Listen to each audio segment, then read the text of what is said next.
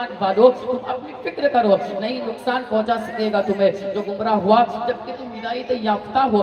اس سے مراد یہ ہے کہ اگر تم نے اپنی فکر کی تو گمراہ شخص تمہیں نقصان نہیں پہنچا سکے گا۔ عزیزان ملت اسلامیہ، یہاں پر سے مفسرین اور بھی کچھ مراد لیتے ہیں۔ ایک مراد تو یہ لیتے ہیں اپنے ایمان کی فکر کرو، اپنے ایمان کو ٹٹولتے رہو، اپنے ایمان کو جانچتے رہو، اپنے ایمان کے بارے میں فکر مند رہو۔ سوال پیدا یہ ہوا کیسے جانا جائے کہ ہمارے ایمان کی سچویشن کیا ہے؟ تو قرآن مقدس میں اللہ رب العزت نے ایمان کے تعلق سے کئی آیتیں نازل فرمائی ہے۔ ان میں سے ایک آیت میں آپ کے گوش گزار کرتا ہوں جس سے آپ یہ محسوس کر سکیں گے۔ اللہ رب العزت ارشاد فرماتا ہے یا انما المؤمنون الذين اذا ذكر الله وجلت قلوبهم واذا تليت عليهم آياته زادتهم ایمانا، یعنی ایمان والے وہی ہے جب ان کے سامنے اللہ یاد کیا جائے تو ان کا دل ڈر جائے، اور جب ان کے سامنے آیت کی تلاوت کی جائے تو ان کا ایمان بڑھتا چلا جائے۔ عزیزان ملت اسلامیہ، انما حسر کے لیے آتا ہے وہی مومن ہے جب ان کے سامنے اللہ کا ذکر کیا جائے، اللہ کا نام لیا جائے تو ان کا دل ڈر جائے، اور جب ان کے سامنے آیت کی تلاوت کی جائے تو ان کا ایمان بڑھتا چلا جائے۔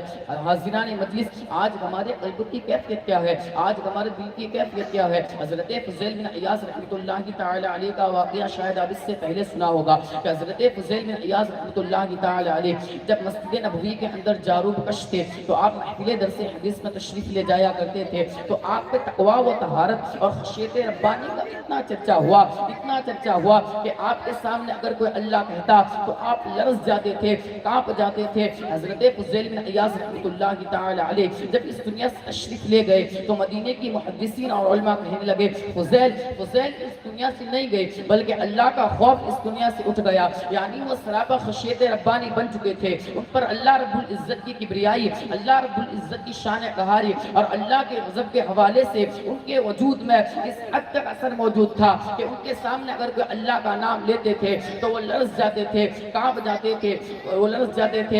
جاتے تھے۔ ہاں، مومن کامل کے علامت ہے جیسا کہ قرآن میں بتایا گیا، مومن کی شان یہ ہے کہ جب ان کے سامنے اللہ کا ذکر کیا جائے، اللہ کا نام لیا جائے تو ان کا قلب لرزنے لگتا ہے، ان کے قلب پر رقت طاری ہو جاتی ہے، ان کا قلب خشیت ربانی سے لرزنے لگتا ہے، اور جب ان کے سامنے آیت کی تلاوت کی جائے تو ان کا ایمان بڑھتا چلا جاتا ہے۔ عزیزان ملت اسلامیہ، اب اس آیت کی روشنی میں اپنے ایمان کو جانچ کر دیکھیں کہ ہمارے ایمان کی سچویشن کیا ہے۔ اذان کی آواز کانوں تک ٹکراتی ہے، بہت سارے لوگ تصور کرتے ہیں مسجد میں جانا پڑے گا، نماز پڑھنا پڑے گا۔ معاف کیجئے گا، شیطان اس سلسلے میں وسوسے پیدا کرتا ہے، الجھنیں پیدا کرتا ہے، اور جب ایسی کیفیت پیدا ہو، الجھنیں پیدا ہو،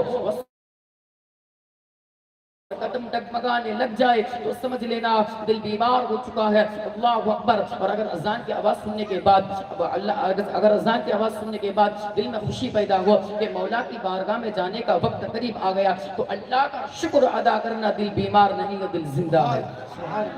نعرہ تکبیر، نعرہ رسالت، سبحان اللہ سبحان اللہ۔ عزیزان ملت اسلامیہ، اسی طرح سے قرآن آیت کی تلاوت ایمان میں اضافہ کرتی ہے، ایمان کو جلا بخشتی ہے۔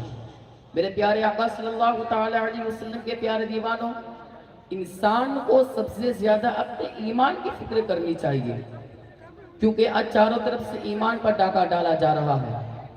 شیطان سب سے زیادہ مومنین کے دل سے ایمان نکالنے کی کوشش کرتا ہے۔ کبھی کبھی ایسا بھی ہوتا ہے کہ ایمان کو دل سے نکلوا دیتا ہے، پھر خود عبادت پہ لگا دیتا ہے۔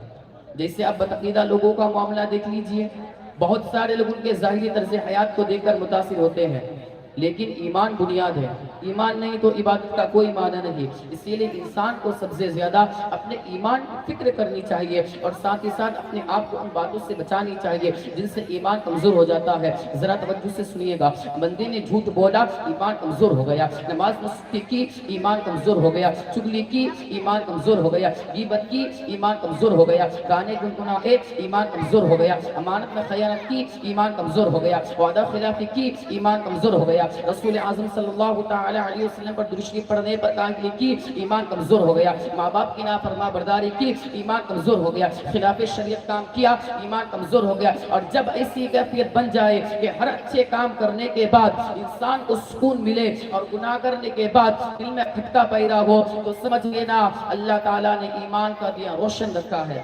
عزیزان ملت اسلامیہ، ایمان کی علامتوں کے متعلق سے اکثر احادیث ہے۔ ایک روایت کے الفاظ اس طرح ہے، حضرت